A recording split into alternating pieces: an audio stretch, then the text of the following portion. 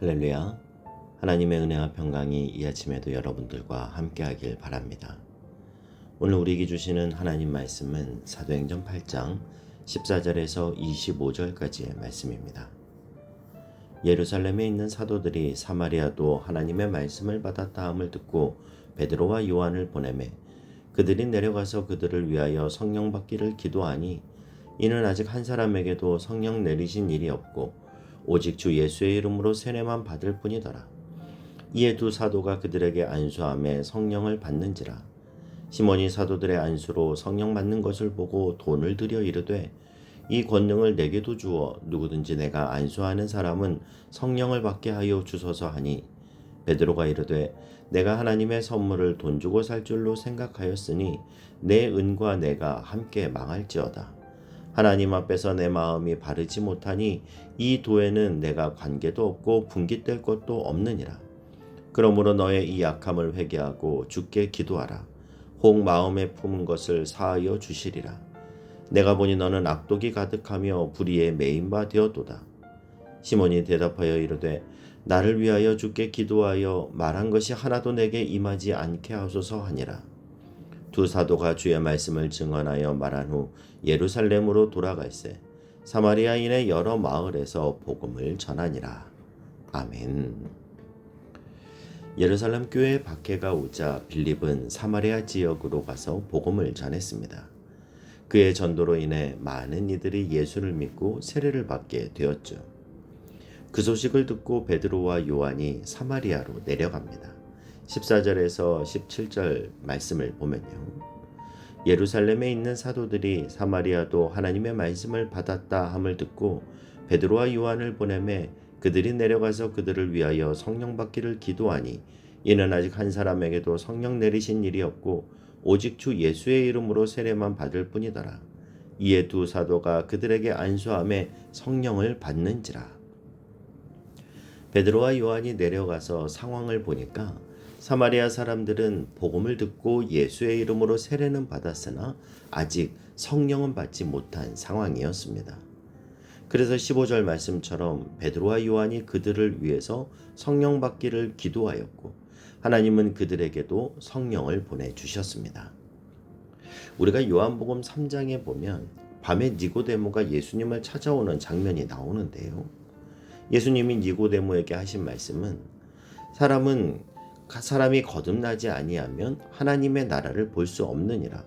그러자 니고데모는 그러면 어떻게 거듭날 수 있습니까? 예수님은 요한복음 3장 5절에서 니고데모에게 이렇게 말씀하시죠. 예수께서 대답하시되 진실로 진실로 내게 이르노니 사람이 물과 성령으로 나지 아니하면 하나님의 나라에 들어갈 수 없느니라. 예수님은 너희가 세례를 받을 뿐만 아니라 언제나 성령의 충만함과 성령의 인도함 가운데 살아야 함을 말씀하십니다. 빌립을 통해 사마리아 사람들은 복음을 믿고 남녀가 다 세례를 받았다고 성경은 말씀하시고 이제 하나님은 베드로와 요한을 통해서 그들에게 성령의 충만함을 내려주셨습니다. 사마리아 사람들에게 첫 번째 성령이 임한 이 사건은 베드로와 요한이 무슨 능력이 있어서 그랬던 것이 아니라 전적인 하나님의 주권 안에서 그들이 사용되어진 것이죠. 하나님은 사마리아 사람들이 제자들의 기도로 성령을 받게 하심으로 그들이 같은 이스라엘 백성이 되었고 같은 교회의 일원이 된 것을 확인시켜 주셨습니다. 이 모습은 예루살렘 교회와 사마리아 교회를 하나로 묶으시려는 하나님의 특별한 섭리였던 것이죠. 이스라엘 사람들은 예전부터 사마리아 사람들보다 우월하다고 생각했습니다.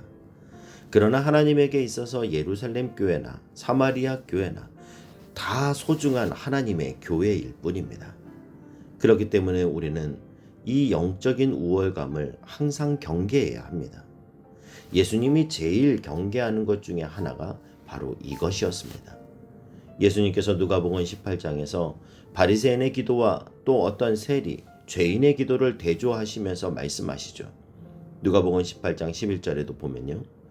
바리새인은 서서 따로 기도하여 이르되 하나님이여 나는 다른 사람들 곧 토색, 불의, 간음을 하는 자들과 같지 아니하고 이 세리와도 같지 아니함을 감사하나이다.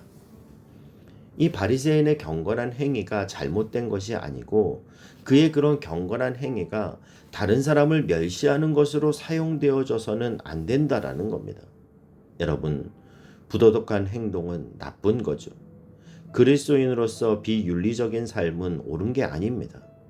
그러나 부도덕적인 행동보다 주님이 더 경계하는 것은 영적인 우월주의입니다. 나는 거룩한데 저 사람들은 다 잘못됐다. 난 좀 다르다. 여러분, 하나님의 거룩하심 앞에 인간은 그저 도토리 키재기뿐입니다. 주님은 우리가 영적인 우월주의를 갖는 것은 이런 부도덕한 세리와 창기보다 더 위험하다고 지적하고 있는 겁니다. 여러분, 우리는 모두 다 하나님의 긍휼이 필요한 연약한 사람들이에요. 그렇기 때문에 우리는 서로를 향해 비난의 손가락을 펴는 것이 아니라 오히려 나에게는 그러한 모습이 없는지 돌아보며 겸손과 사랑으로 형제 자매를 대해야 합니다. 이 하나됨의 모습이 지금 예루살렘 교회와 사마리아 교회에 이루어졌는데 제자들이 사마리아 사람들을 위해 기도할 때 그들에게도 동일하게 성령이 임한 사건을 통해서 이루어졌습니다. 그러한 모습을 보고 마술사 시몬이 이렇게 말하는데요. 18절 19절 말씀을 보면요. 시몬이 사도들의 안수로 성령 받는 것을 보고 돈을 들여 이르되 이 권능을 내게도 주어 누구든지 내가 안수하는 사람은 성령을 받게 하여 주소서 하니, 이 시몬은 마술로 사람들을 속이고 돈을 많이 벌었던 사람이었습니다. 그는 빌립이 복음 전하는 것을 보고 자신보다 더 센 마술을 한다고 생각했던 거죠. 그래서 시몬은 빌립의 전도를 받아들여 세례도 받고 열심히 따라다녔습니다. 그러다가 베드로의 모습을 보고 베드로에게 돈을 내면서 나도 이 능력을 받게 해달라고 요구했습니다. 그러자 베드로는 분개하면서 20절 이하에서 이렇게 말하죠. 베드로가 이르되 내가 하나님의 선물을 돈 주고 살 줄로 생각하였으니 내 은과 내가 함께 망할지어다. 하나님 앞에서 내 마음이 바르지 못하니 이 도에는 내가 관계도 없고 분깃될 것도 없느니라. 그러므로 너의 이 악함을 회개하고 주께 기도하라. 혹 마음에 품은 것을 사하여 주시리라. 내가 보니 너는 악독이 가득하며 불의에 매인 바 되었도다. 여러분, 은사는 값없이 주어지는 하나님의 선물입니다. 그래서 은사는 사고 파는 것이 아니라는 거예요.